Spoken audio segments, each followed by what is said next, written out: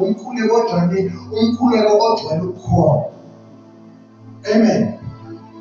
Lo owenziwe yilabantu bonke. Ngelinyanga lithi iBhayibheli impuputhe ezithile zathi mangabe uJesu ezodlula zizwile ukuthi uJesu lozodlula, zathi Jesu ndodana kaDavide sihawukele.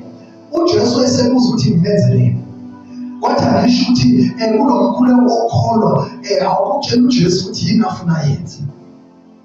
Umkhuleko ogcwele ukukholwa uphendula umbuzo othi ngikwenzeleni. Sithi impuputhe ukuba sibone uthi uJesu hambani niyoziveza kwabapristi ukholwa kwenu kunsindisile. Ake ngibezele ukuthi isimo sakho sokuqala ukholwa. Angathi mangawuthandaza umthandazo ogcwele ukholwa, ubothandaza uphendula umbuzo ukuthi yini ofuna ukuthi uyenze. Bese kube khona umthandazo wokukholwa. Asibhekeni umthandazo ogcwele ukukholwa uthandazwa abantu abasakhula enkosini.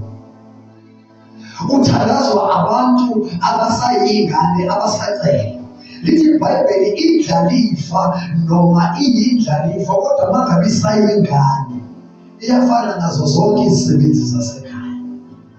Iyacela yenze lokhu nalokhu, kodwa mangabe seyikhulile kufinyelela la khona ingasaphuzi khona ubisi, ingasadli izinto ezithambile, seyidla inyama. Ifinyelela la khona la yazi kahle khona ukuthi konke lokhu kungokwami. Ingakho mangabe leya ndodana leya eyathi mangabe ifika kubaba wayo wathi baba sinenkinga, ngumuntu osefuna ukudla ifa njengamanje, kodwa inkinga yami ukuthi wena baba awufi, therefore ngisacela ifa la. Amen. Yabona laphayana kwangayi nje ingane, yabona sesigxekele yandodana, kodwa mina ikhona into engiyithumayo. Indodana yafika yazibona ukuthi number 1 angizona isebenzi salekhaya, number 2 angizona isiqashalana salekhaya, number 3 nginamagunya ngizele ubaba, number 4 nginedesire, nginento engiyifunayo. Kodwa manje ngokohlelo lokuthi sabantu ithi lento ubaba akaqale afe qala ukuze mina ngizoyithola lento. Lithi iBhayibheli yahlala phansi yacabanga yathi lo ubaba kafa kadingakala ukuthi afe, lesasabelo vele esami, angisisebenzanga esami. Lithi iBhayibheli yavele yababa yathi baba nginodaba la oluphuthumayo. Number 1 inkinga enginayo ukuthi awufi, kanti ngiwumuntu ofuna ukudla ifa. Emva kwalokho lithi iBhayibheli le ndodana le yathi mangabe isho kanjalo yathi baba, number 2 ngimdala ngokwanele ukuthi ngayoziphilela. Yabona njengoba ngifuna ifa lami le, ngifuna ukuyophila lapha ngaphandle. Baba angeke ngihlale ngumntwana, angeke ngihlale ngumuntu nje ophaphathayo. Baba sengiyindoda manje, kodwa manje into engiyibonayo ukuthi lobudoda bami uyashoda. Yileva lelo ongalinikeziwe ngisacela. Lithi iBhayibheli ubaba ebona indodana. iBhayibheli azange lisho ukuthi baba ebona umntwana. Lithi iBhayibheli ubaba ebona indodana isho kanjani. Wase wayinikeza isabelo. Indodana yazi ukuthi nesabelo. Yabona njengamanje emakhaya njengoba kunalama-grant akhona, iy'ngane ziyafihlela ukuthi nje kunama-grant akhona nesabelo nesibonelelo ngenxa yokuthi ziyingane. Kodwa mhlazane zayithola leyo mfihlo, ezinye kuzizo sezithi kunemali yami ekhona yenziwani. Amen. So elithi iBhayibheli lo baba wayinikeza isabelo, yahamba yenza konke. Lithi iBhayibheli seyishayekile seyihluphekile, yabuyela engqondweni yathi hey, number 1 nginekhaya, number 2 ubaba usaphila,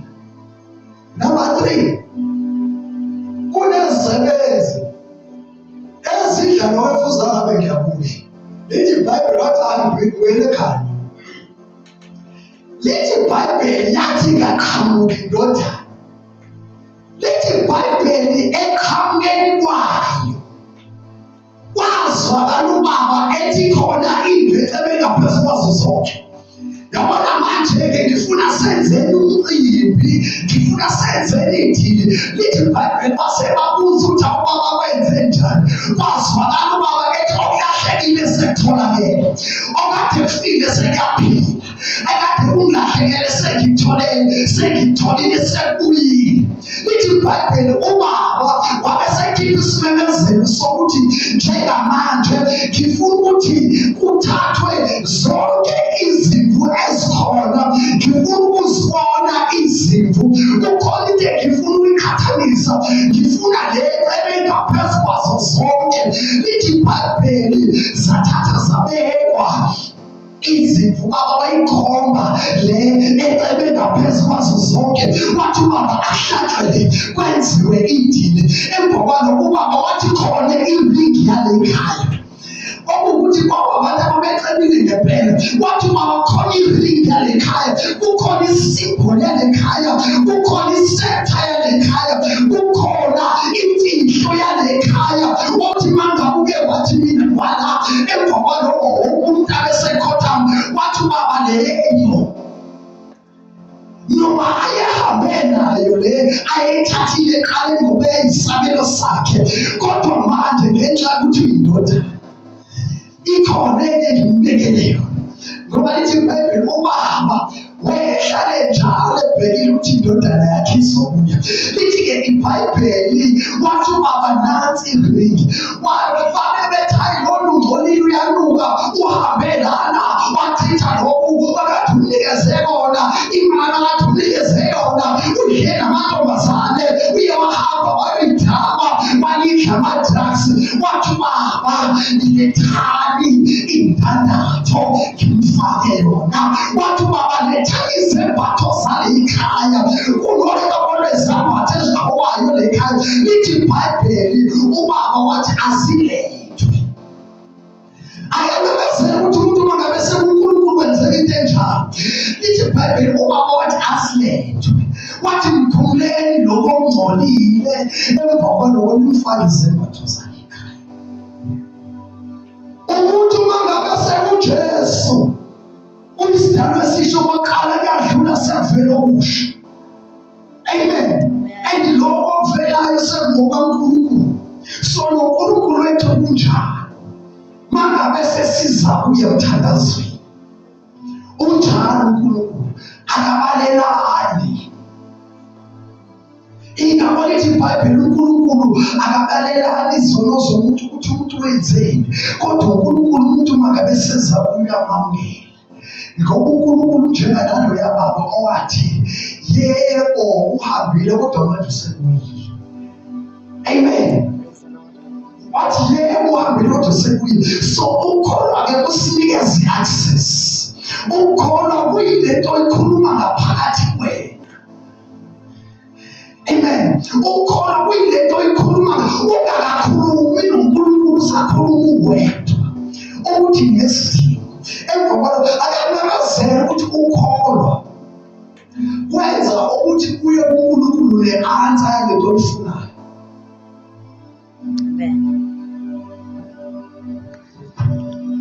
Lo indodana yathi baba mnikeza ifa, yahamba yondibhuli, kodwa yathi mangabe isibuya isithi baba ngenze noma isisebenzi. Wathi baba wena uyindodana. Emva kwalokho lithi iBhayibheli khona into esike siyayiqaphela phasabazalwane. Lithi iBhayibheli laphayana ubaba wabajabula ngokuya kwendodana yakhe, kodwa indodana endala engazange imhlubuke ubaba yaphatheka kabi. Lithi iBhayibheli yaphatheka kabi indodana, ukuthi neyisibuyiwe futhi ithithwa njengendodana, ithithwa njengesisebenzi. Enye yenkinga ezenziwa amakhono ukuthi umzalwane othile mangabeke walimali emkholweni enze konke akwenzayo lapha, mangabe sezibuyisela amakhono asiyamnyunya, asiyamhlupha, asiyama-isolate. Amen. ngoba wona azange awele esonweni, mhlawumbe futhi angona ukuthi azange awele esonweni, ukuthi nje azange kuvele phakathi kwabantu. Amen. So bantwana beNkosi-ke, ake ngimgqugquzele ukuthi ningalinde ningabazalwane abanjalo. Umuntu uma ngabe sebuyile sesendlini kaNkulunkulu, sesendlini kaNkulunkulu, umuntu ungamahluleli uNkulunkulu embuyisini ngoba uyommangala. uNkulunkulu uyokhipha le ndandatho yena ahambe wayibhubhudlela naye. uNkulunkulu uyokhipha lesambatho le-athaya yalekhaya ahambe wayibhubhudlela phaa. uNkulunkulu aphinde amnikeze ama-opportunities. Uzufika ingako kwesinye isikhathi umusa kaNkulunkulu ufike ngazuthi unfair, ukuthi mina Nkosi angizange ngona, ngizange ngidlisona, kodwa bayona wena uNkulunkulu uyababuyisa. Your heart, your heart, ukholwa kuhlala enhliziyweni andikuqinisekisisa. Mangabe uke wamkholwa kahle uNkulunkulu, ila khona ongeke kuze uphathe kabi ukuthi omunye walahleka kodwa waphinde babuya, waphinde babusiseka, wena ungakabusiseki. Into enga-understandwanga indodana le eyasala, enga-understandwa futhi amakholwa amaningi, ukuthi yonke into kaBaba yakho. Amen. Amen. Into enga-understandi amakholwa amaningi asesindiswe isikhathi eside, ukuthi yonke into engekaNkulunkulu eyawo, i-act yokusebenzisa into kaNkulunkulu. Amen. Yabona abantwana bakaNkulunkulu bangofunda incwadi kaMarku chapter number 16 uverse number 18 wakhona uthi uJesu lezi zimangaliso nezibonakaliso zizomlandela umuntu oyikholwa. Emva kwalokho qala uJesu asho ukuthi wahlangana nedimoni nomoya ongcolile uyawukhahlela ujimale kude. Amen. Uthi uJesu ngokholo wenu niyatshela le ndaba ukuthi eqhubeke iphotha lakhe kube njalo, kodwa amakholwa asehamba isikhathi eside noNkulunkulu atshela uNkulunkulu ukuthi thatha le ndaba le uyiphosele lapho. uNkulunkulu uthi mina thatha atshela le ndaba iphothekele. Amen. So inenye yenkinga zamakholwa amadala ezenza ukuthi zize zifile ngazuthi uNkulunkulu unfair, kanti kube zezathatha leya system yokuthi Baba, give me my inheritance, give me my anointing, give me my power, ipower lomnikezelo. Endelepha lithi iBhayibheli igama likaJesu linikeziwe ebantwini bonke, ukuthi ngegama likaJesu amagqolo aphezulu ezulwini naphansi emhlabeni nangaphansi komhlaba aguqa. Give me my anointing.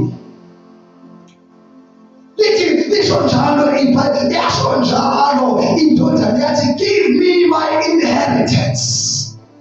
Angathi singasho kanjalo uJesu mangabe ebuza emthandazweni ukuthi ufunani, usho ukuthi Jesu, I receive my inheritance, I receive my anointing. Ngiyamukela uqobo, ngiyamukela ifa, ngiyamukela isabelo sami. Wena uNkulunkulu othawu nemicabango emihle ngesiyona yobubi, kodwa inemicabango emihle yokunikeza isikhathi nethemba. Lethi iBhayibheli uJesu esewubonisile umvilo othile ngelinye ilanga noma umjiwana, mangase sebebuzwa ophethe ngakusasa ukuthi le hlahla uthele ngesiphinde sithele sesifolile, wathi uJesu mina ngizokhuluma nje nezihlahla. Izihlahla mina bengisandemonstrate ukuthi ukukholwa kwenzani. Mangabe ngizotshela le ntambo ukuthi equleka iphonse kolwandle ningakabazi, kuyakuba njalo. Sukume nisime ngenyawo.